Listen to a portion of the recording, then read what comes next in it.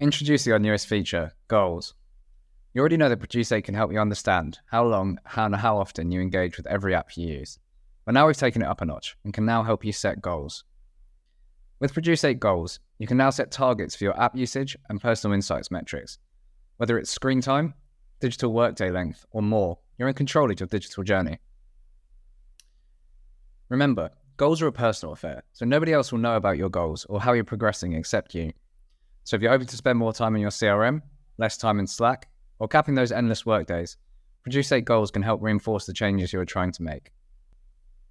How does goal setting work, and how do you do it? Let's jump in. To create a goal, you must first click on your name in the top right of your Produce8 account. Select My Goals and the beta flag. Once you're in Goals, select Create Goal. For your goals, you can either look at app usage, so a specific app, your digital working hours, screen time, or digital intensity. You can also look at your focus score.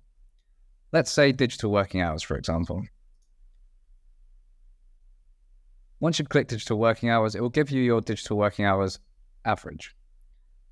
You can then decide whether to measure this daily or weekly and set a minimum or maximum target. So let's say maximum 8 hours. You can then create this goal.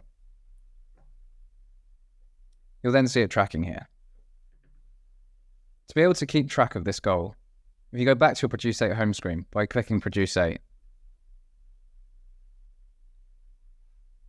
you'll see your digital working hours here. This will help you to analyze whether you're keeping on track with your goals or whether you're falling behind.